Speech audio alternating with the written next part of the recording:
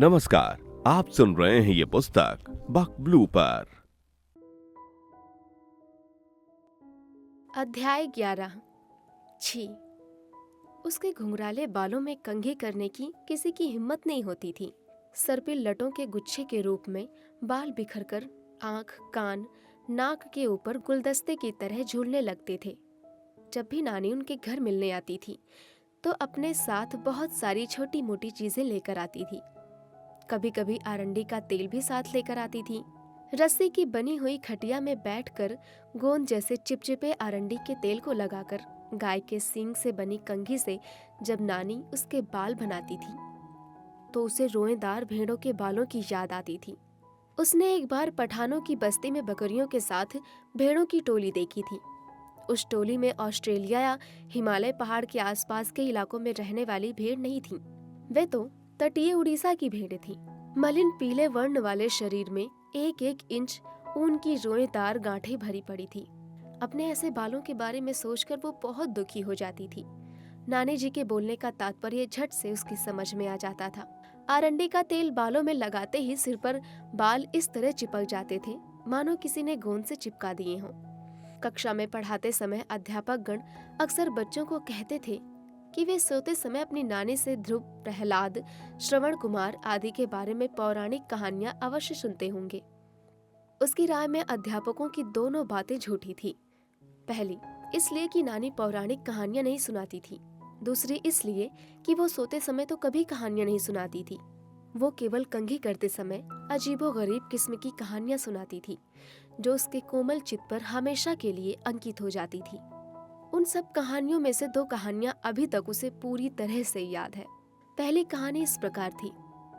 बहुत पुरानी बात थी। पता नहीं किन राज्यों के मराठे उड़ीसा आए थे। गांव-गांव में आक्रमण कर सारे घरों में घुसकर वे लूट पाट कर सब तहस नहस कर देते थे। बोलते बोलते कुछ क्षण के लिए नानी चुप हो गई।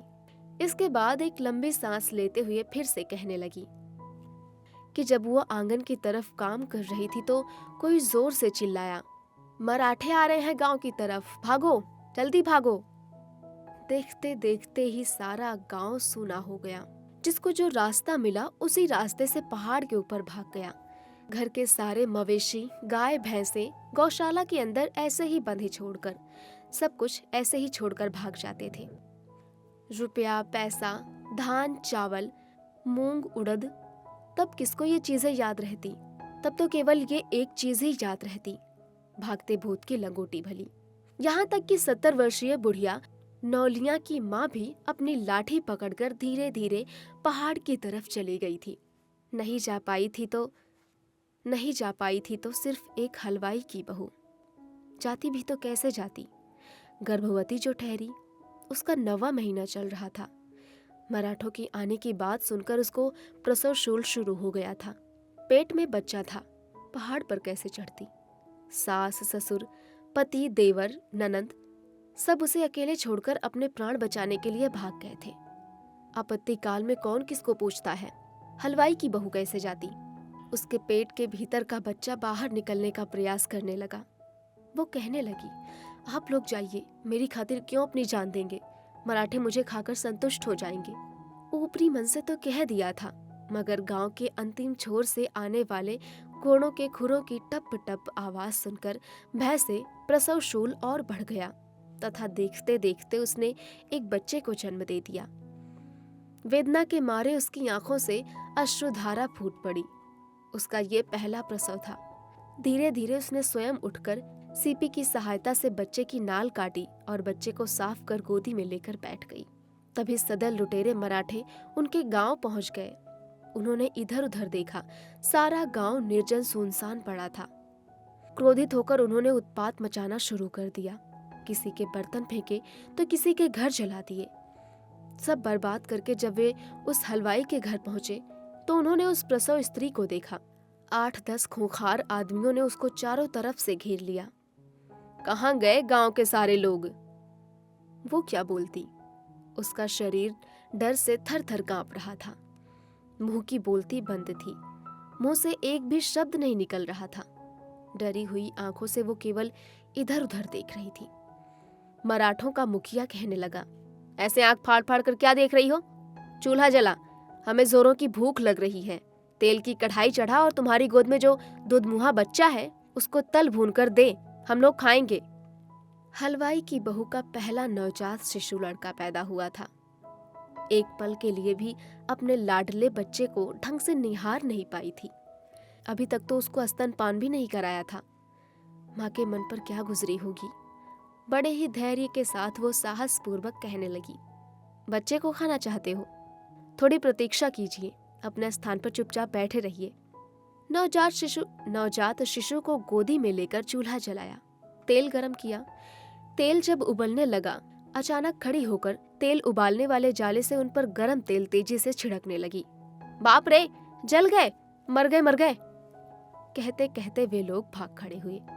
नानी कहती थी, ये उनकी बचपन की बात थी। अगर परिजात उम्र में बड़ी होती तो वो समझ पाती कि ये बात नानी के बचपन में घटित हुई होगी। अभी तो वो मराठों के बारे में कुछ भी नहीं जानती थी। वो तो सोच रही थी कि मराठे दिखने में जरूर हाथी, घोड़े, शेर, भालू व राक्षस जैसे होंगे, अन्यथा नर मांस खाने की मांग क्यों करते। नानी की दूसरी कहानी को भले ही वो अविश्वास की दृष्टि से नहीं देखती थी, मगर वो कहानी उसे बहुत दुखी करती थी। मन छी से भर जाता था। नानी कंघी करते समय आरंडी के तेल से उसकी पीठ पर मालिश करती हुई कहती थी, ये तो मेरी सोने की पीठ है। इसके जन्म के बाद ही घर में पहले बेटे का जन्म हुआ था। वो छोटी सी कहानी सुनाती थी।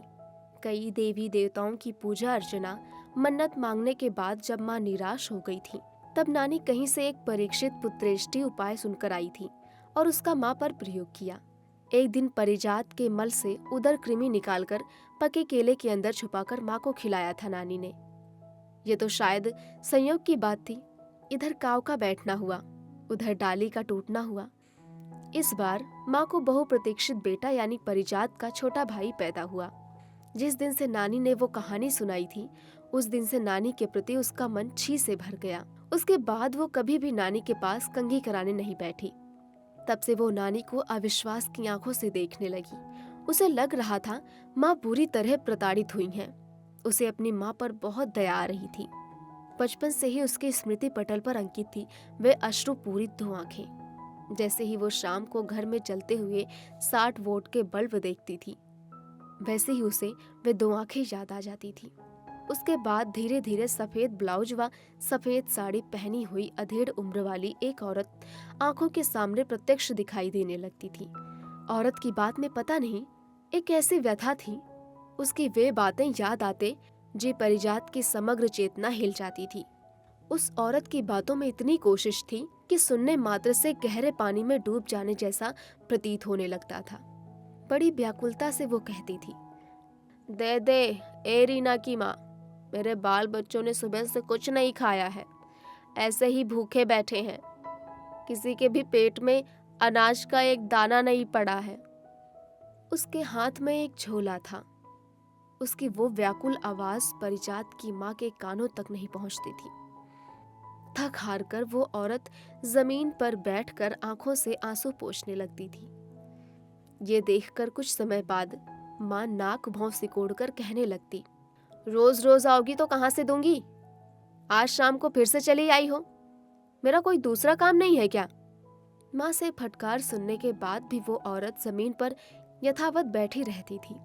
उसको ऐसे ही बैठा देख माँ गुस्से से हाथ में पकड़े हुए बर्तन फेंक देती थी, नहीं तो झाड़ू को धड़ाम से जमीन पर नीचे गिरा देती थी और झन झन आवाज करती हुई तेजी के साथ घर के भीतर चली जाती थी। फिर कुछ समय बाद घर के अंदर से एक चक्कर काटकर बाहर लौट आती थी। फिर उस औरत को वहीं बैठा देख आवेश में आकर वो चिल्लाने लगती थी, अब तक तुम गई नहीं हो? बोली ना, मेरे पास चावल नहीं है, कहाँ से लाकर दूं? दे देना रीना की माँ, ज्यादा नहीं, 1 मुट्ठी चावल दे दे, नहीं तो मेरे बच्चे भूख से तड़प तड़प कर मर जाएंगे। मेरी बहन दे दे। ऐसा कहकर वो माँ का हाथ पकड़ लेती थी तथा जोर जोर से गिड़गिड़ाने लगती थी। तब भी माँ का कठोर दिल नहीं पसीजता था। उस समय परिजात को अपनी माँ में एक आदर्श माँ जैसी करुणा नजर नहीं आती थी। तब उसका मन होता था खुद जाकर चावल के ड्रम में हाथ डालकर 2-4 मुट्ठी चावल लाकर सविता की माँ को दे दे। उसे तो ये भी मालूम नहीं था सविता के घर वाले गरीब हैं अथवा अमीर, परंतु उसे ये मालूम था कि वो संभ्रांत कायस्थ घर की विधवा थी, इसलिए सफेद ब्लाउज व सफेद साड़ी पहनती थी।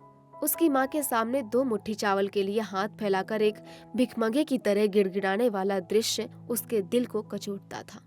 उसे वह दृश्य बड़ा ही दयनीय लगता था। उसका मन कह रहा था कि हर हालत में माँ को चावल दे देने चाहिए। उनके घर में चावल के बोरों के ढेर थे, एक आध मुट्ठी चावल दे देने से क्या फर्क पड़ जाता। ऐसे भी तो चूहे हर साल 1 चतुर्थांश चावल हजम कर जाते थे। हर रोज कटोरे भर भर जूठा भात गायों के कुंड में डालते थे। एक कटोरा भात के लिए किसी मनुष्य की आंखें आंसुओं से डबडबा जाएगी, ऐसा सोचने मात्र से ही उसे खराब लगने लगता था। वो माँ को कहती थी, आपने सविता माँ को चावल क्यों नहीं दिए? इतना रो धोकर वो खाली हाथ अपने घर चली गई। मुझे बिल्कुल अच्छा नहीं लगा। माँ झल्लाकर चिल्लाने लगी, क्यों? मेरे यहाँ चावल मुफ्त में आता है। आगे चातुर्मास है, इसलिए धान उबालकर उड़न चावल बनाकर रखी हूँ। जो कोई भी भिक्षा मांगने आएगा उसमें से मैं दे दूंगी। उसकी माँ किसी को कुछ भी नहीं देती थी। गिरियापान सप्ताह में 2 बार भीख मांगने आता था। वो बाहर के आंगन में बैठकर भीख मांगता था। उसकी आवाज सुनते ही माँ तुरंत परिजात के हाथों में 1 कटोरे चावल देकर भेज देती थी, वो कहते हुए, जा उसे जल्दी से यहाँ से विदा कर। लंबे चौड़े शरीर वाले उस आदमी का बुढ़ापे की वजह से चेहरा भले ही बहुत मलिन दिख रहा था, मगर तब भी उसकी आंखें दहकते हुए अंगारों की भली भांति लाल दिखाई देती थी। उसके झोले में चावल डालते समय वो माँ के हाल चाल के बारे में पूछता था। पापा टाउन में हैं अथवा बाहर? टाउन के बीच में घर होने से क्या उन्हें वाहनों के शोरगुल में नींद ठीक से आती है अथवा नहीं, आदि बातें पूछता था। माँ कभी भी घर से बाहर नहीं निकलती थी, घर के अंदर से ही बड़बड़ाने लगती थी। चाचा, तुम इतनी खोज खबर क्यों ले रहे हो? माँ की बात सुनकर गिरियापन अपनी लंबी लाठी के सहारे खड़ा होकर जाने के लिए तैयार हो जाता था। परिजात के घर के भीतर जाते ही माँ पूछती थी, गिरियापन क्या पूछ रहा था? कुछ भी नहीं, आपके और पापा के बारे में। माँ डरकर कहने लगती थी, तुमने क्या कह दिया? पापा 2 दिन से घर पर नहीं है। माँ गिरियापन से बहुत डरती थी। उसके मन में गिरियापन के प्रति एक विचित्र धारणा घर कर गई थी। गिरियापन भीख मांगने के बहाने घर के अंदर की जानकारी प्राप्त कर किसी बेशकीमती चीज को चतुरता से अपने हाथ की सफाई से साफ करना चाहता है। कहाँ रुपए पैसे रखे जाते हैं, कहाँ सोना चांदी रखी जाती है, सारी गोपनीय जगहों के बारे में गिरियापन शायद जानता है। जरूर एक दिन धावा बोलकर सब लूट कर ले जाएगा। गिरियापन परिजात के ननिहाल का आदमी था, इस वजह से माँ उसे चाचा कहकर पुकारती थी। इसकी वजह श्रद्धा भाव नहीं, बल्कि डर से वो उसे चाचा कहकर पुकारती थी। वो कभी कभी भावुकतावश डर से कहने लगती थी, देख चाचा, मैं तेरी भतीजी हूँ, एक ही गांव में हम पैदा हुए हैं, तो मेरे घर पर कम से कम अपनी कुदृष्टि मत डालना। परिजात को माँ की इस बात पर हंसी आती थी। एक भिखारी डकैत कैसे हो सकता है? अगर वो डाकू होता तो क्या 2 मुट्ठी चावल के लिए द्वार द्वार भटकता फिरता? परिजात की ये बातें सुनकर उसकी माँ एक जासूसी उपन्यास की तरह गिरियापन की कहानी सुनाती थी। एक बार का समय था, गिरियापन जब जवान था तब वो बहुत ही खतरनाक डाकू हुआ करता था। उसके खौफ से न केवल उनका गांव बल्कि आसपास के कई गांव थर्राते थे। राजा जमींदारों का समय था। वो प्रत्येक राजा अन्य राजाओं के साथ प्रतिस्पर्धा कर रहा था, चाहे वे कोई अच्छे काम हो चाहे वे कोई बुरे काम हो। एक बार उनके गांव में राजा ने गिरिया को अपने महल में आमंत्रित किया। चूंकि वो एक दुर्दांत डाकू था, इसलिए वो राजा के डर से बुलावे पर नहीं गया। कुछ समय के लिए भूमिगत हो गया था। एक दिन राजा स्वयं अपने दरबारियों के साथ कुछ कीमती उपहार लेकर गिरिया के घर पहुंचे। गिरिया के आश्चर्य की सीमा नहीं रही। घर से बाहर निकलकर अपनी धृष्टता के लिए क्षमा याचना करने लगा। उस समय राजमहल में अंग्रेजों का आना जाना लगा रहता था। राजा गिरिया को महल के अंदर बुलाकर कहने लगा, देख गिरिया, तुम अगर एक सच्चे पान की औलाद हो तो एक काम करके दिखाओ। गिरिया के समझ में कुछ नहीं आ रहा था कि क्या काम करना पड़ेगा। राजा आगे कहने लगा, तुम मधुरगढ़ जाओ, वहां रानी के स्नानागार से उसके पहने हुए कपड़े अगर ला पाओगे तब मैं तुम्हें बहादुर का बच्चा समझूंगा। गिरिया ने उत्तर दिया, बस इतनी सी बात। सचमुच गिरिया मधुपुरगढ़ किसी गंदे नाले के अंदर से होते हुए पता नहीं किस चतुराई से मधुपुर रानी के स्नानागार में पहुंच गया और उसके पहने हुए कपड़े निकालकर बांस की पोल में छुपा कर ले आया। ये थी गिरिया पान की बहादुरी की कहानी। फिर वो कहने लगी, जानती हो बेटी, उसके आंख कान हर समय सचेत रहते हैं। बचपन के उन दिनों में परिजात को इतनी बुद्धि कहाँ से आई पता नहीं। माँ के मुख से गिरिया की कहानी सुनकर तपाक से कह उठी, तू डरकर गिरिया को चावल देती है। उसको देते समय तुम्हारा चतुर्मासी चावल खत्म नहीं होता है, पर सबिता की दुखियारी माँ को देते हुए चावल खत्म हो जाते हैं। आप अच्छी औरत नहीं है। माँ झंझलाकर चिल्ला उठी। क्या बोली? मार खाने के डर से भागकर परिजात रास्ते की किसी दूर दुकान के बेंच पर जाकर बैठ जाती थी। उसका मन विद्रोह कर बैठता था, छी से भर जाता था। विद्रोह या विरोध, मगर छी किस लिए? गुसल खाने के पैन पर थप थप गिर रही थी खून की बूंदें। सफेद पैन के ऊपर गिरती खून की बूंदें सूर्योदय की लालिमा जैसे सुंदर चित्र तैयार कर रही थी। उस दृश्य को देखकर परिजात को एक लोकप्रिय कहानी याद आ जाती थी। एक रानी थी। महल के झरोखे में बैठकर वो रुमाल पर अनमने ढंग से कशीदा निकाल रही थी। निसंतान होने की वजह से रानी का मन अशांत रहता था। रानी की उम्र धीरे धीरे ढल रही थी। संतान के बारे में सोचते सोचते रानी इतनी भाव विह्वल हो गई थी कि उसकी आंखों से आंसुओं की झड़ी लग गई थी। अनमना होने की वजह से उसकी अंगुली में सुई चुभ गई थी। उफ! आवाज के साथ रानी ने अपनी अंगुली दबा ली, जिससे तरल खून की एक बूंद उंगली के ऊपर चमकने लगी। धीरे से उसने खून की बूंद को नीचे झटक दिया। कड़ाके की ठंड पड़ रही थी। महल के चारों तरफ नरम नरम रुई के समान बर्फ का आवरण आच्छादित था। खून की बूंद वहां गिरते ही दूध व अलता जैसे सम्मिश्रित वर्ण युक्त अजीब सा दृश्य खिल उठा था।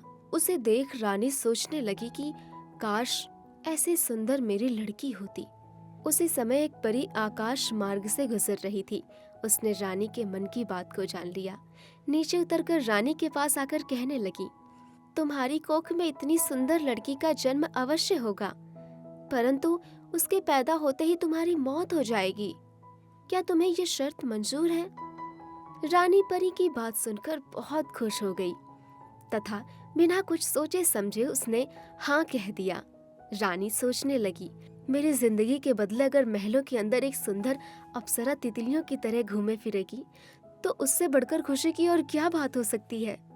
वो विस्मित होकर पुनः उस स्थान को देखने लगी जहाँ खून की बूंद के गिरने से अभूतपूर्ण वर्ण विभा की सृष्टि हुई थी। इतनी सुंदर लड़की एक दिन धरती पर अवतरित होगी। पैन में वो खून देखकर रानी की तरह परिजात विचलित नहीं हुई थी।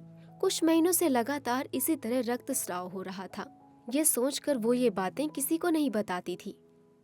एक बार अरविंद ने कहा, नहीं और नहीं चलेगा, अब डॉक्टर को दिखाने का समय आ गया है। कभी भी किसी बीमारी को ज्यादा पुरानी नहीं होने देना चाहिए। समाचार पत्र में प्रकाशित इस संदर्भ में एक डॉक्टर के लेख को पढ़कर अरविंद इतना प्रभावित हुआ था कि परिजात को लेकर उसके नर्सिंग होम में पहुंच गया। वो डॉक्टर जटिल रोगों व उनके सरल उपचार के बारे में बोधगम्य भाषा में लेख लिखा करता था अपने पाठकों के लिए। प्रत्येक बीमारी का कारण अगर आधा शारीरिक है तो आधा मानसिक, इसी युक्ति को बखूबी से प्रमाणित करते थे। इसी बात को डॉक्टर की दक्षता व योग्यता का प्रमाण मानकर वे दोनों दोपहर के समय उनके घर पहुंचे थे। उस समय डॉक्टर आराम कर रहा था। उस दिन रोगी को देखने का उसका काम पूरा हो गया था। अरविंद ने कहा, डॉक्टर के पास समय असमय क्या है? आज मैं ऑफिस से भागकर आया हूँ, कल भागकर आना मुश्किल है। अरविंद ने कॉल बेल बजाई। कुछ समय बाद डॉक्टर खुद बाहर निकला। वो अधेड़ उम्र का स्थूलकाय आदमी था। वो उन दोनों को प्रश्नवाचक नेत्रों से देखने लगा। आप डॉक्टर प्रधान हैं? जी कहिए। सर, ये मेरी धर्मपत्नी है। फिर अरविंद ने शुरू से परिजात की बीमारी के बारे में बताया। दोनों कुर्सी पर बैठकर बातें कर रहे थे। आपके पेड़ों में दर्द है, मलद्वार में जलन है, पैन के ऊपर खून गिरता है।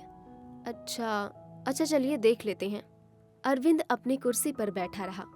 डॉक्टर प्रधान परिजात को लेकर अंदर चले गए। उन्होंने अपने चैम्बर की लाइट ऑन की तथा परिजात को परीक्षण टेबल पर लेटने के लिए निर्देश दिए। 2 सीढ़ी चढ़कर परिजात परीक्षण टेबल पर लेट गई। ऊपर की तरफ देखकर नहीं, घुटनों के बल उकड़ू बनकर बैठिए। परिजात घुटनों के बल उकड़ू बनकर बैठ गई। नहीं, ऐसा नहीं, थोड़ा आगे की ओर झुक जाइए, एक चौपाया जानवर की तरह। डॉक्टर का कहना मान वो चौपाया जानवर की तरह आगे की ओर झुक गई। डॉक्टर प्रधान ने जांच करना शुरू किया। संकोचवश परिजात की मांसपेशियां सख्त होने लगी। ये सोचकर अपने आप को ढांढस बंधा रही थी, वो रोगी है, अर्थात वर्तमान में वो प्रयोगशाला का एक विषय है। जैसे रोगी की कोई जाति नहीं होती है, ना कोई धर्म होता है, ना कोई लिंग होता है, ना कोई उम्र होती है, ठीक उसी प्रकार डॉक्टर की भी ना कोई जाति, ना कोई धर्म, ना कोई लिंग और ना उम्र होती है। अचानक डॉक्टर प्रधान का हाथ पास वाले स्विच बोर्ड की तरफ गया तथा उन्होंने परीक्षण टेबल के ऊपर लगी लाइट को बुझा दिया। परिजात ने अपने छठी इंद्रिय से अनुमान लगा लिया, डॉक्टर प्रधान कोई भगवान तो नहीं है, वो भी इंसान है तथा आंख, कान, नाक आदि इंद्रियों के दास हैं। उनको भी भूख प्यास लगती है। जिस प्रकार एक लोभी गाय अपनी इच्छा पर कोई नियंत्रण नहीं रख सकती, ठीक उसी प्रकार डॉक्टर प्रधान भी हो सकते हैं सर्वभक्षी। कुछ घटना घटित हो उससे पूर्व ही वो तेजी से भागकर अरविंद के पास आ गई। अरविंद ने पूछा, डॉक्टर ने जांच की? डॉक्टर अंदर की सब लाइट जलाकर दरवाजा खोलकर अपने टेबल के पास आ गए। अरविंद उनसे परिजात की बीमारी के बारे में पूछने लगा। वो बोले, पेशेंट वेरी सेंसिटिव। अरविंद कहने लगा, औरत है ना, इसलिए। डॉक्टर नाक फुलाकर फुफकारने लगा, उफ, औरत है या और कुछ? वो सुनकर परिजात चौंक उठी।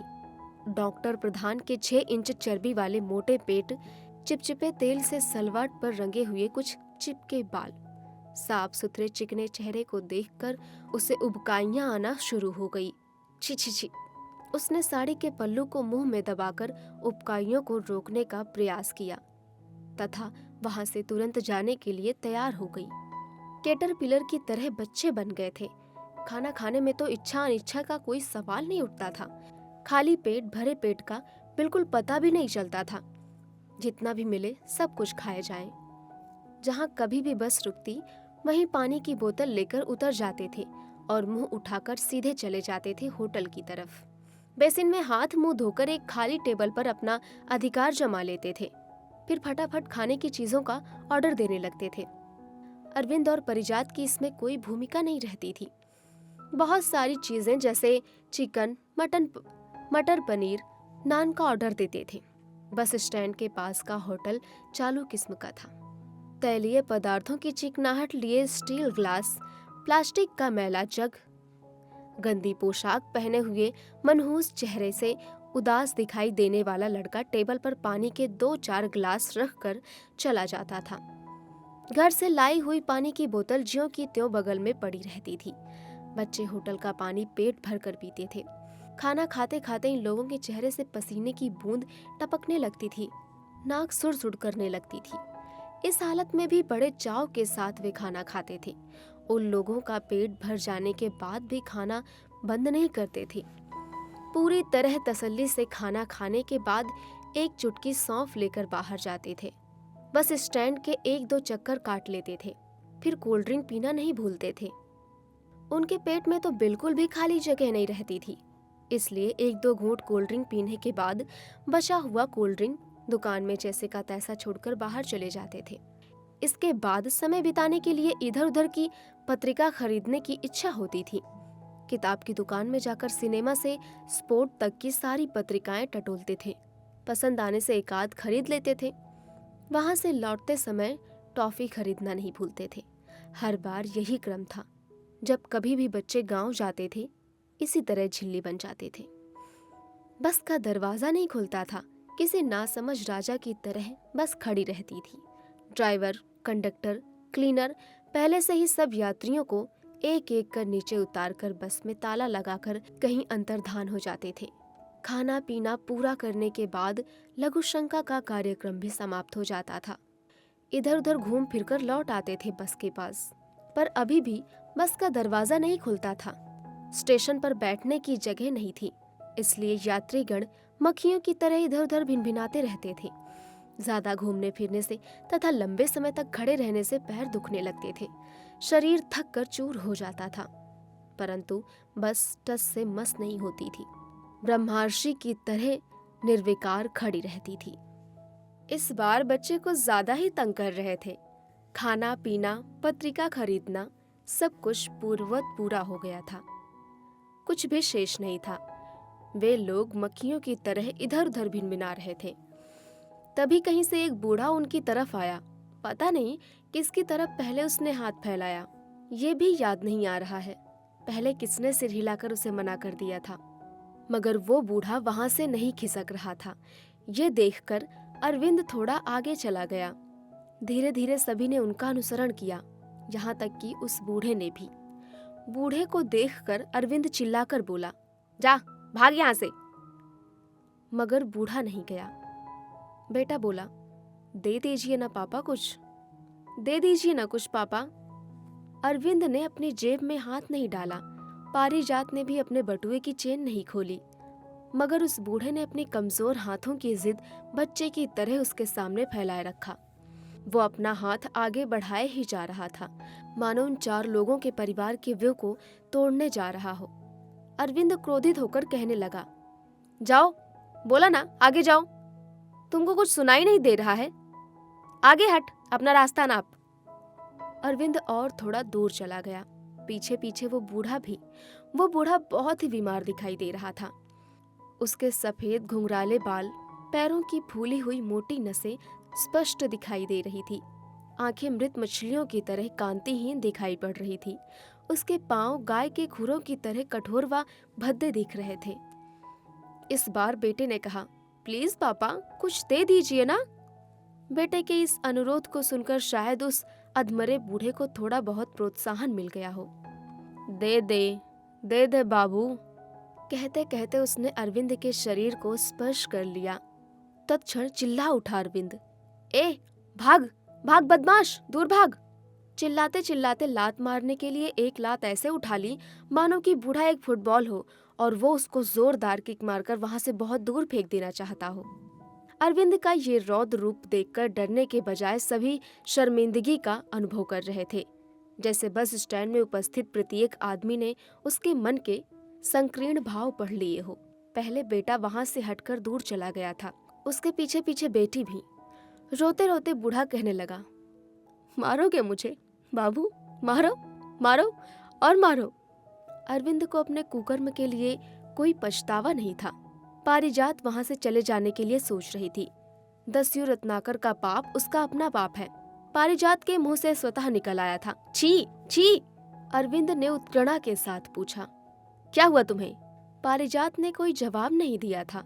उसकी आंखों की भाषा खुद ब खुद समझा दे रही थी उन छी छी के भावार्थ। प्रकृति के कई रहस्यों से पर्दा उठाने के बाद भी विज्ञान अभी तक कई गुत्थियों को सुलझा नहीं पाया है। जैसे बादलों से रिमझिम बारिश क्यों होती है, हर पल लहरें समुद्र किनारे पर क्यों टकराती हैं, अंधेरी गुफा से असंख्य शुक्राणु दौड़कर एक भ्रूण का निर्माण कैसे करते हैं, मरने के बाद जीव की क्या गति होती है, सूरज क्यों उगता है, क्यों इच्छाओं का अंत नहीं होता है, दूब घास की तरह उखाड़ने के बाद भी फिर क्यों पैदा हो जाती है, भगवान को थकान क्यों नहीं लगती, हवा आराम क्यों नहीं करती है, कोई भी माँ पुत्र शोक से उबर क्यों नहीं पाती। कभी कभी उनके साथ ऐसा भी होता था, वो अकेली बैठी थी तो किसी कुहासे में खो गई थी। ठीक से उसे पता भी नहीं चला था कि वो कुहासा है या कोई बादल। सब कुछ अस्पष्ट व धुंधला दिखाई देने लगा था। बहुत दूर से नीले रंग का एक सफारी सूट दिखाई देता था। वो कुहासे भरे बादल में विचरण करते हुए उस सफारी सूट को पहनने के लिए हाथ आगे बढ़ाती जाती थी, परंतु कभी भी उस नीले सफारी सूट को छू नहीं पाती थी। बार बार नीला सफारी सूट पहने हुए वो आदमी स्पष्ट दिखाई देता था। वो अरविंद को पहचान लेती थी। तब उसे ऐसा लगता था मानो किसी डूबते हुए आदमी को तिनके का सहारा मिल गया हो। उस अवस्था में पारिजात हाथ बढ़ाकर अरविंद को जकड़ लेना चाहती थी। उसकी आंखों से आंसुओं की धारा फट पड़ती थी तथा आंसू बहकर कान के भीतर तक चले जाते थे। पारिजात के शून्य में तैरते हुए हाथ को अरविंद पकड़ लेता था, आंसू पोंछने लगता था और कहता था, क्या हुआ, रो क्यों रही हो? बहुत कष्ट हो रहा है। बिस्तर के पास 2 अन्य आदमी खड़े थे। अरविंद से पूछ रहे थे, क्या होश आ गया? उस समय तक तो वो बादलों और कुहासों की दुनिया से लौटकर अपने यथार्थ की दुनिया में आ गई थी। उसके समझ में आ गया था कि वो नर्सिंग होम में भर्ती थी। पास वाले बिस्तर पर 14 या 15 साल की लड़की फ्रॉक पहने हुए सोई थी। उसके शरीर में सैलाइन लगा हुआ था। अरविंद पास खड़े किसी आदमी को पूछ रहे थे, इस लड़की को क्या हुआ है? उस लड़की के पास बैठी हुई देहाती औरत जोर जोर से रोने लगी। उसके रोने की आवाज से अरविंद और पारिजात दोनों चौंक गए थे। एक भले आदमी की तरह सज्जनता दिखाते हुए कुछ न पूछकर अरविंद चुप रहा। परंतु कहानी यही खत्म नहीं होती। कुछ समय बाद अरविंद ने उस लड़की के बारे में कहीं से कुछ जानकारी प्राप्त की। पारिजात के कान में कहने लगा, वो 14 साल की लड़की गर्भवती हो गई है, अपने किसी रिश्तेदार मामा के द्वारा।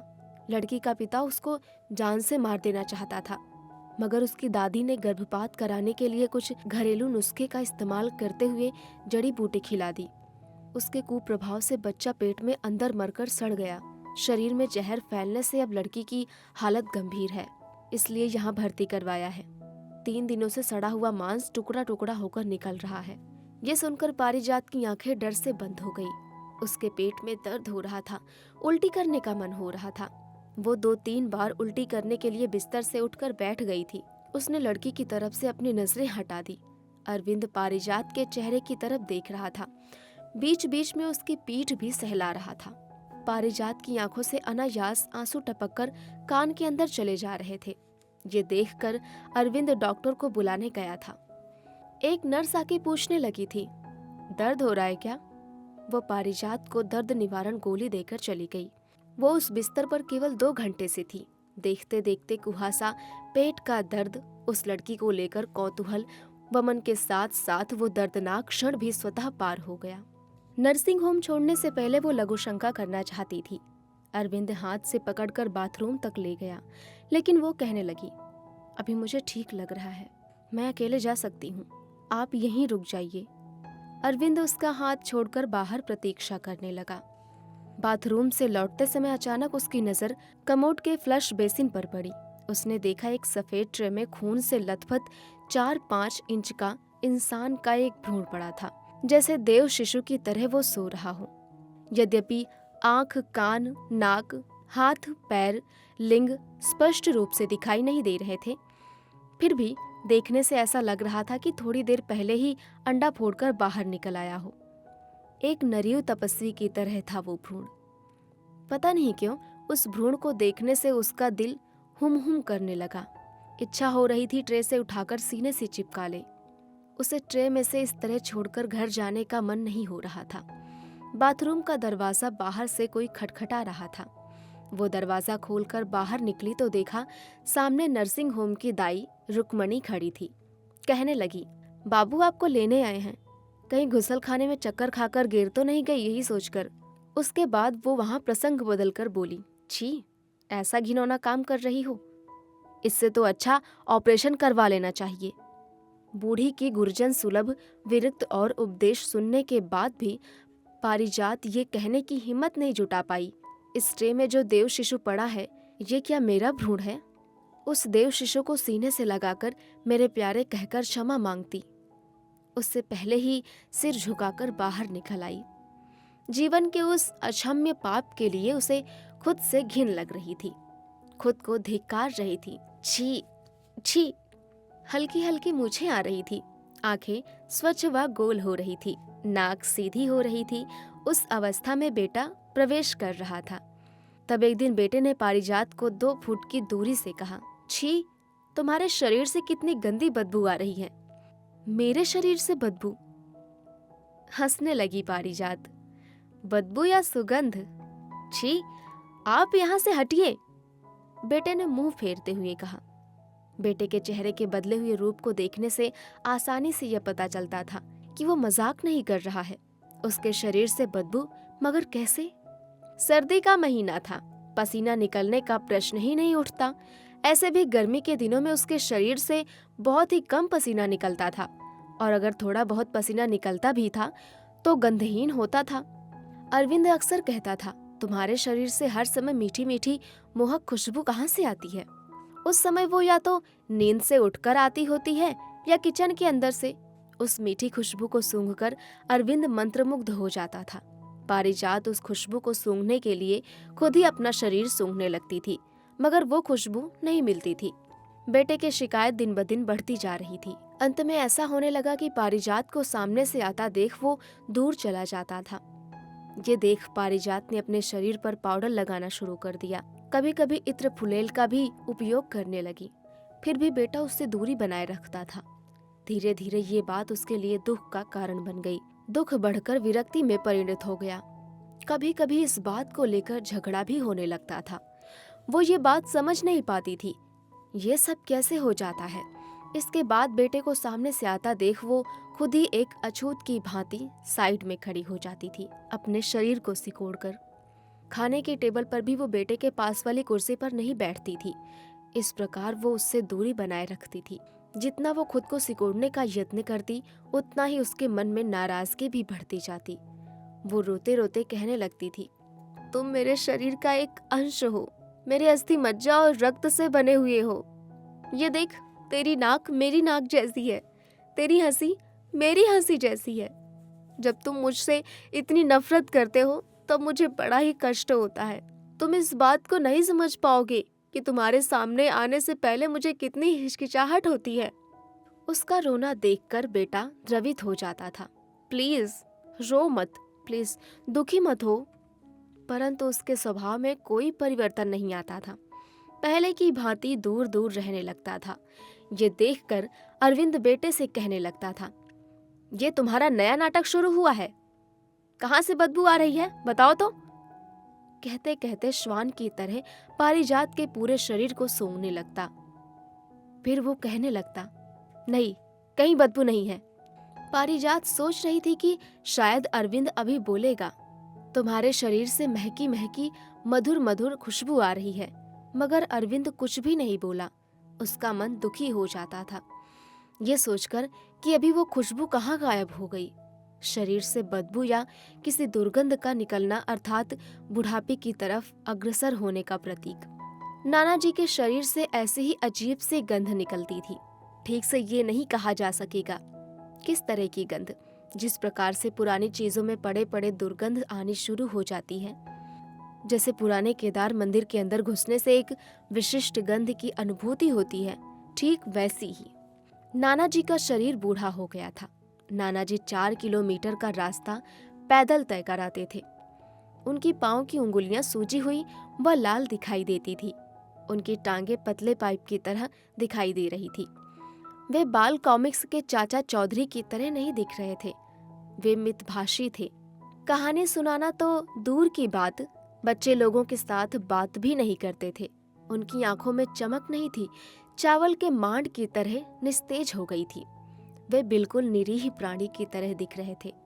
वे कृशकाय थे, इसलिए बैठते समय उनकी रीढ़ की हड्डी मुड़ जाती थी। देखने से अंग्रेजी के जी की तरह प्रतीक होते थे। प्रायः जब घर आते, पारिजात स्कूल जाने की तैयारी कर रही होती। माँ अपने काम में व्यस्त रहा करती थी। नाना जी अपने पाँव में मोची द्वारा नई टायर वाले चप्पलें पहना करते थे। चप्पलें खोलकर बिना किसी आवाज के ड्राइंग रूम में आकर बैठ जाते थे। नाना जी के आने से उन लोगों को ना तो कोई खुशी होती थी और ना ही कोई दुख। केवल माँ को सुनाई दे, इतने ही ऊंचे स्वर में वे लोग चिल्लाकर खबर दे देते थे, नाना जी आ गए हैं।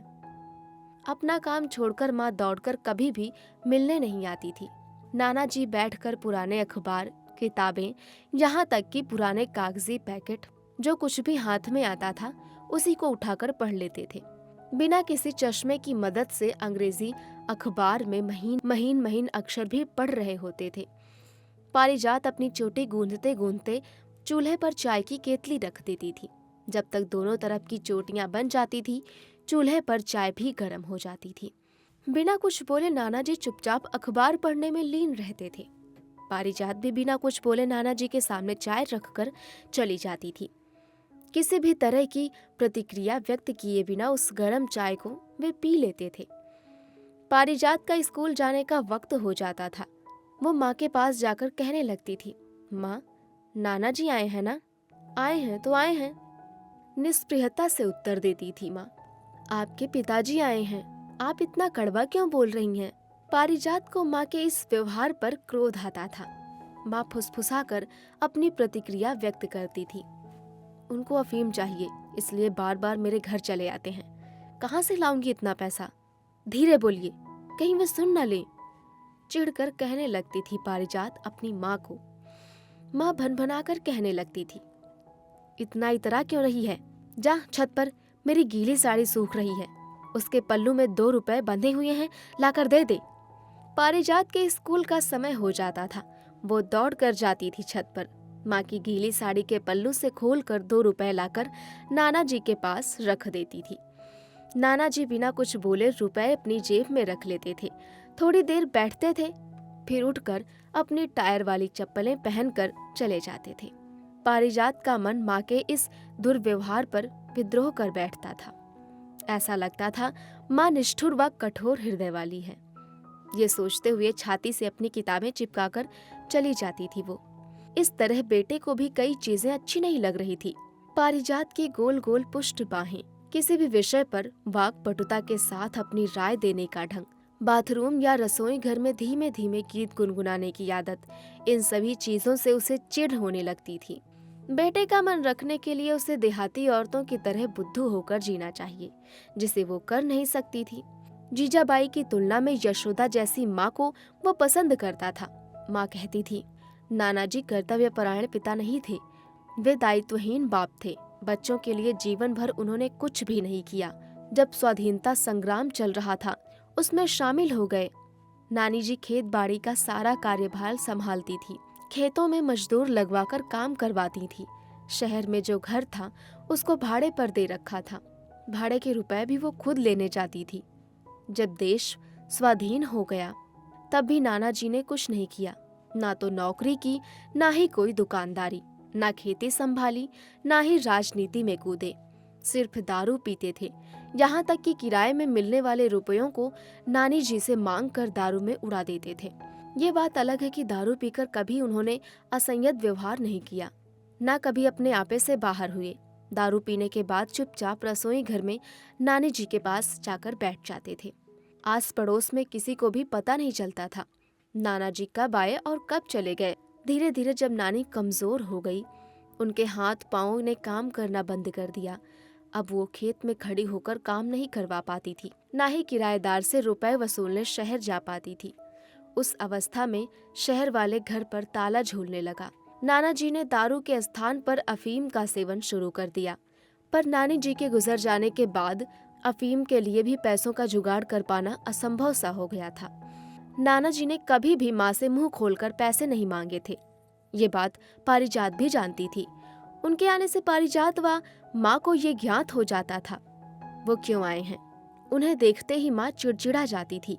माँ के लिए नाना जी क्या आवश्यक बोझ बन गए थे, जिस तरह पारिजात अपने बेटे के लिए। पारिजात खुद अनजान होकर बहती चली जा रही थी, जैसे किसी स्रोत में तिनके या फूल बह जाते हैं। अच्छे बुरे, पाप पुण्य, किसी भी तरह के विचार नहीं आ रहे थे उसके मन में। किस क्षण में, किस विधि विधान से, अच्छे दिन या बुरे दिन से सब घटित हो गया, उसे बिल्कुल पता ही नहीं चला। वो केवल बहती ही चली जा रही थी, अपने वास्तविक स्थान को छोड़कर आगे और आगे। जब वो उफनती नदी के मध्य में पहुंची, तब उसे चेतना आई। उसे याद हो आया कि उसका अपना घर संसार है, बाल बच्चे हैं, सपने हैं, सुख दुख हैं। ऐसे समय में संसार से विमुख होता है कोई, मगर उसने संसार से मुंह मोड़ लिया था। वो अब अपने घर के बारे में कुछ भी नहीं जानती थी। पारिजात का मन पूर्णतः अस्थिर था। एक बार बेटे की साइकिल से दुर्घटना हो गई। इस दुर्घटना में उसके घुटनों पर गहरा घाव हो गया, पर उसने उफ तक नहीं की, भाग दौड़कर लोगों को इकट्ठा नहीं किया। उसके हिसाब से शायद दुनिया की हर अच्छी बुरी लिस्ट में इस दुर्घटना का भी नाम अंकित था। एक बार जब अरविंद का ऑफिस में अपने बॉस के साथ झगड़ा हुआ, तब भी उसने पास बैठकर उसको किसी भी प्रकार की सांत्वना देने का प्रयास नहीं किया। बेटी ओडिया साहित्य में अनुत्तीर्ण हुई, उसने पास बुलाकर उनको लंबा चौड़ा भाषण नहीं दिया। जिसके हृदय में मातृभूमि, मातृभाषा के प्रति प्यार नहीं, वो नर नहीं, निरा पशु समान है। उपदेश वाली उक्तियां नहीं सुनाई। देखते ही देखते वो आशोच्य बातों पर मनन कर खुश होने लगी। किसी को भी उसका सुराग नहीं मिल पाता था। उसे ऐसा लग रहा था जैसे उसकी उम्र कम होती जा रही हो। खुद दर्पण के सामने खड़ी होकर बार बार अपना चेहरा देखना पसंद करती थी। प्रेम और अध्यात्म में कुछ भी अंतर नहीं है। वो अरविंद से गंभीरता पूर्वक अपनी बात कर रही थी। दोनों में मुख भाव होता है, संसार से विमुखता। दोनों में प्राप्ति होती है, एक परम आनंद की, एक प्रचंड पागलपन की। दोनों में एकात्म होने की प्रवणता ही प्रमुख रहती है। दोनों का रास्ता कांटों से भरा, टेढ़ा मेढ़ा, परंतु दोनों की उपलब्धियां और अनुभूति एक समान। उसकी ये बातें सुनकर अरविंद हंसते हुए कहता था, किसी प्रेम जाल में पड़ गई हो क्या? या फिर प्रेम और आध्यात्म विषय पर शोध करने की सोच रही हो? तुम्हारी मंजिल प्रेम है या तुम उससे बहुत आगे बढ़ गई हो? कौन जाने, आगे जाकर तुम द्वितीय ओशो ना बन जाओ। अरविंद की इन बातों पर पारिजात ने कुछ भी उत्तर नहीं दिया, मगर अरविंद भी चुपचाप नहीं बैठा। अवसर पाते ही एक दिन कहने लगा, आजकल तुम्हारे गाल गुलाबी दिखाई दे रहे हैं, आखिर बात क्या है? पारिजात ने अपनी प्रतिक्रिया व्यक्त की, आलतू फालतू की बात मत बोलो। ढलती उम्र के साथ साथ जहाँ शरीर पर झुर्रियां पड़ने लगती हैं, चेहरे की रौनक खत्म होने लगती है, वहाँ गुलाबी गाल, क्या मजाक है? अरविंद कहने लगा, मगर तुम्हारा ये परिवर्तन मेरे लिए एक आश्चर्य की बात है। तुम्हारा स्वभाव पहले जैसे चिड़चिड़ा भी नहीं रहा है। ये बात दूसरी है कि तुम बताना नहीं चाहती हो, पर एक दिन कुछ न कुछ तो जरूर बताओगी। पारिजात को मन ही मन भय होने लगा था कि कहीं अरविंद उस पर संदेह तो नहीं कर रहा है। संदेह पर क्यों? 4 पहर 24 घंटे लट्टू की तरह वो उसके घर संसार के लिए घूमती रहती है, सभी का ध्यान रखती है, अपने लिए एक सेकंड भी नहीं दे पाती है। जब इन सभी बातों का अंतर्मन से विश्लेषण करने लगती है, तब उसको अपना गोपनीय संबंध अधिक अर्थपूर्ण लगने लगता है। वो इस संबंध को जीवन भर सहेज कर रखना चाहती थी। एक दिन अरविंद उसे खूब प्यार जताने लगा, उसके कोमल शरीर को जहां तहां सहलाने लगा। अरविंद के इस रूप को देखकर पारिजात को आश्चर्य हो रहा था। इधर उधर की पुरानी बातें करते करते वो कहने लगा, मैं तुम पर किसी भी प्रकार का शक नहीं कर रहा हूँ, ऐसे ही पूछ रहा हूँ। दुखी मत होना, जिंदगी में सब कुछ संभव है। आकस्मिकता में किसका हाथ है? बोलो तो, भाग्य से ज्यादा और कौन प्रबल है? इतने वर्षों तक हमने अपना घर संसार सजाया, अब तक एक दूसरे के संपूरक हो गए हैं, एक पल भी एक दूसरे के बिना नहीं रह सकते हैं। अतः कोई अनहोनी घटना अगर तुम्हारे साथ घटित हुई हो तो ऐसा मत सोचना कि हम एक दूसरे से अलग थलग हो जाएंगे। सिर्फ इस बात को जानना चाहता हूँ कि मुझे छोड़कर कोई अन्य। इतना घुमा फिराकर बातें ना करके अरविंद सीधा सवाल कर सकता था। अरविंद अपनी सज्जनता दिखाने के बजाय सीधे शब्दों में पारिजात को ये प्रश्न पूछ सकता था। तभी घर का कॉल बेल बजने लगा। अतः उस नाटक का वहीं पटापेक्ष करते हुए पारिजात उत्सुकता पूर्वक दरवाजा खोलने लगी। पड़ोस वाले मिलने आए थे। वे ड्राइंग रूम में आकर बैठ गए थे। उसके बाद वो घरेलू कामों में व्यस्त हो गई। उस दिन अरविंद का प्यार दूसरे दिनों की तरह नहीं था। बच्चों को कभी प्यार से पुकार कर, कभी डांट फटकार कर, कभी थप्पड़ मारकर बात निकलवाने के उद्देश्य से प्रतिपल अरविंद का स्वभाव परिवर्तित हो रहा था। उसके मन में समाहित संदेह ने विरक्ति का रूप धारण कर लिया था। छोटी छोटी बातों में वो झगड़ने लगता था। जितना हो सकता था पारिजात खुद को नियंत्रण में रखती थी। उसका मन ग्लानि से भर जाता था। उसे ऐसा लगता था मानो वो अस्पृश्य घृणित वेश्या बन गई हो। कई बार सोच रही थी इन सारी बातों का राज खोल दे, मगर किससे बोलेगी? कौन उसकी बातों पर विश्वास करेगा? वो कहाँ से शुरू करेगी? वो समझ नहीं पा रही थी, क्या वो ये कह पाएगी? रात होते ही उसका मन अधीर होने लगता है। हर पल उसे भारी लगने लगता है। जब सब सो जाते हैं, आधी रात को दबे पांव वो आते हैं। उसके शरीर का महक पारिजात को सम्मोहित कर देती है। उस महक से सारा घर सुवासित हो उठता है। वो उसके नजदीक में आकर खड़े हो जाते हैं। बिस्तर में घुटनों के बल बैठकर उसके होठों पर प्यार भरा चुंबन कस देते हैं। उत्तेजनावश पारिजात अपना शरीर उनको समर्पित कर देती है तथा काम क्रीड़ा के लिए तैयार हो जाती है। दीवार घड़ी के टिक टिक ताल के साथ उनका ताल मिल जाता है। शरीर और मन सुख से सुखातीत स्तर की ओर अग्रसर हो जाते हैं। इतने दिनों के वैवाहिक जीवन में जो सुख उसे नहीं मिला, वो सुख उसमें प्राप्त करती है। लग रहा था जैसे ये सुख प्राप्त नहीं होने से उसका जीवन व्यर्थ हो जाएगा। जाने से पूर्व वो होठों पर अपने होठ चिपका लेते थे, अपनी जीभ को उसके मुख विवरण के भीतर घुसा देते थे, उसके पतले होठों से रस पान कर लेते थे। इसी रात्रि क्रिया में कब सुबह हो जाती है पता ही नहीं चलता था। कभी कभी शाम से ही पारिजात का मन अस्थिर हो जाता था। उसे ऐसा महसूस होने लगता था वो आज नहीं आएंगे। ये सोचने मात्र से उसकी आंखों में आंसू आ जाते थे। जब वो पूर्व रात्रि की अनुभूति के बारे में सोचने लगती थी, तभी उसकी नाभि के नीचे से एक सिहरन पैदा हो जाती थी। ये सारी बातें सुनने के बाद अरविंद का धैर्य कहीं जवाब तो नहीं दे देगा। कहे या ना कहे सोचकर इतने दिन बिता दिए थे पारिजात ने। अचानक एक दिन उसे लगा ये सारी बातें और छुपाने से कोई फायदा नहीं है। अब वो समय आ गया है, उसे बोल देना चाहिए ताकि रोज रोज के झंझट से उसे मुक्ति मिल जाएगी। अरविंद पहले पहल ये सारी बातें सुनकर खूब हंसा था। बाद में गंभीरता पूर्वक कहने लगा, साइकिक। पारिजात को अपने कॉलेज जीवन की बात याद आ गई। साइकिक वे लोग रीना मोहंती को कहते थे। वे दोनों लेडीज हॉस्टल के रूम नंबर 23 से रहा करती थी। उसका स्वभाव पारिजात व अन्य लड़कियों की तरह नहीं था। ज्यादातर समय वो चुपचाप व गंभीर रहती थी। अपने बिस्तर पर सफेद चादर फैला रखती थी। उसी बिस्तर में 1.5 फीट ऊंची त्रिभंगी कृष्ण भगवान की मूर्ति को भी रखती थी। टेबल पर कभी पढ़ाई नहीं करती थी, बिस्तर ही उसकी पढ़ाई का स्थान था। रात में उन्हीं कृष्ण भगवान की मूर्ति के साथ वो सोती थी। कभी भी ये नहीं बताती थी कि कृष्ण के साथ उसका क्या संबंध है। लड़कियां उसे मीरा पुकार कर चिढ़ाती थी। दूसरे रूप में लड़कियां पारिजात से पूछती थी, सच सच बता दो, रात को वो कृष्ण भगवान की मूर्ति के साथ सोती है। प्रायः रीना डाइनिंग हॉल में खाना नहीं खाती थी, बिस्तर पर प्लास्टिक की चादर बिछाकर खाना खाती थी, मानो उसके साथ कृष्ण भगवान भी खाना खा रहे हों। उस निर्जीव मूर्ति के साथ रीना के प्रेम संबंध को देखकर पारिजात को बड़ा अच्छा लगता था। उसे कभी कभी आश्चर्य भी होता था। हॉस्टल गेट के पास अनेक लड़के लड़कियों का सजीव प्रेम, उनका प्रेमा आलाप, उनका हंसी मजाक देखने के बाद रीना का ये निर्जीव प्रेम उसे बड़ा ही हास्यास्पद लगता था। 2 साल से हॉस्टल में एक साथ रहते हुए भी रीना ने केवल अपनी 1-2 गोपनीय बातें ही प्रकट की थी। पहली ये कि वो शादी नहीं करेगी, दूसरी ये कि जिस चीज के लिए औरतें शादी करना चाहती हैं वो चीज उसे ऐसे ही मिल जाती है, इसलिए विवाह करने की उसे कोई आवश्यकता नहीं है। पारिजात रीना को साइकिक समझ रही थी, दूसरी लड़कियां भी उसे पागल समझ रही थी।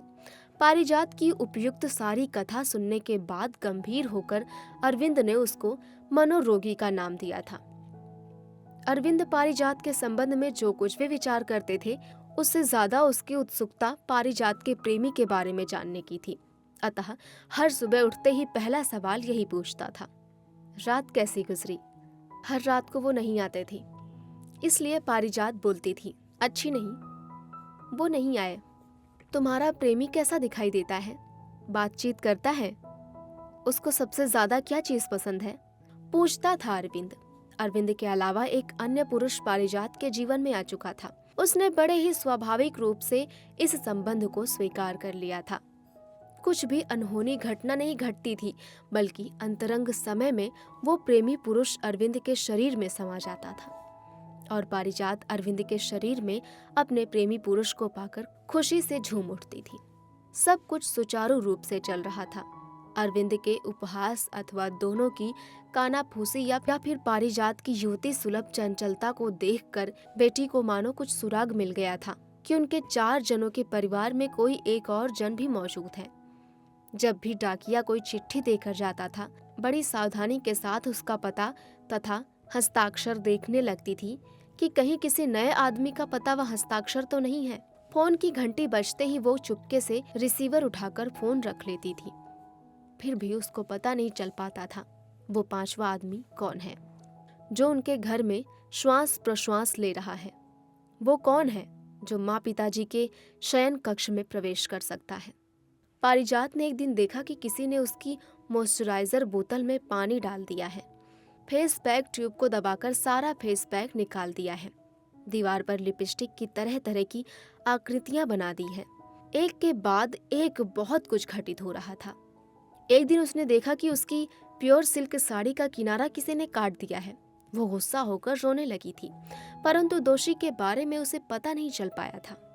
पता नहीं क्यों उसका मन कह रहा था, जरूर ये सब उसकी बेटी ही कर रही है। ये सोचने के पीछे एक कारण था। दिन ब दिन उसका बदलता व्यवहार। जब भी उसे कुछ बोला जाता था, किसी बड़े का बिना यथोचित लिहाज किए तुरंत अंट शंट उत्तर दे देती थी। वो पारिजात की भी कोई बात नहीं सुनना चाहती थी। यहाँ तक कि जो बात या जो काम पारिजात को अच्छा नहीं लगता था, जानबूझकर बेटी उसी बात या काम को करती थी, पारिजात को चिढ़ाने के लिए। उसको ये बात समझ में आ रही थी कि किसी कारण से बेटी क्षुब्ध है। एक बार क्रोधित होकर कुछ अनर्गल भी बोलने लगी थी वो। तुम क्या सोच रही हो? मुझे कुछ भी पता नहीं। मुझे तुम्हारी हर बात मालूम है। डर गई थी पारिजात। नहीं, करते हुए भी बहुत कुछ गोपनीय बातें रहती है हर मनुष्य की जीवन में।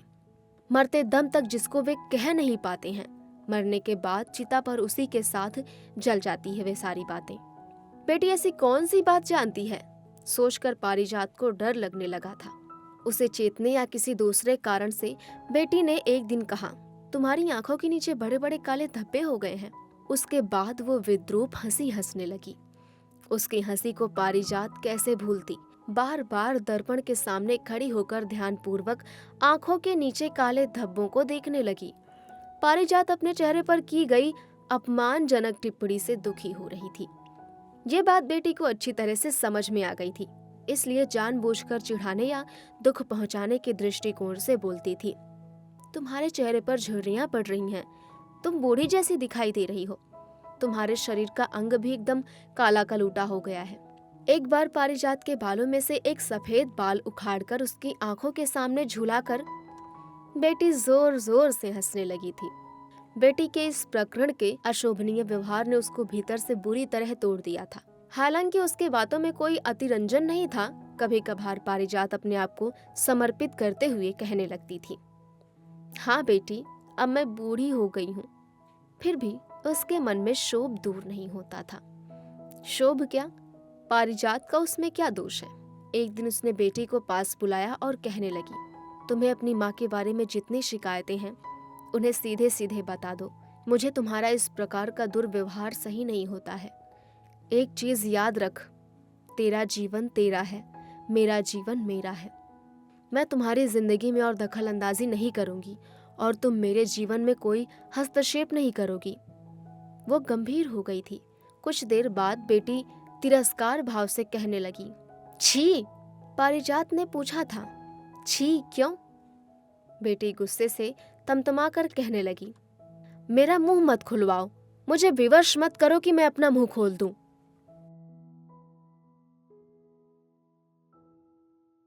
अभी आप सुन रहे थे ये पुस्तक बक ब्लू पर। आपको ये किताब कैसी लगी कमेंट में हमें जरूर बताएं। साथ ही स्क्रीन पर दिए गए सभी प्लेटफॉर्म्स पर हमको फॉलो करना ना भूलें। धन्यवाद।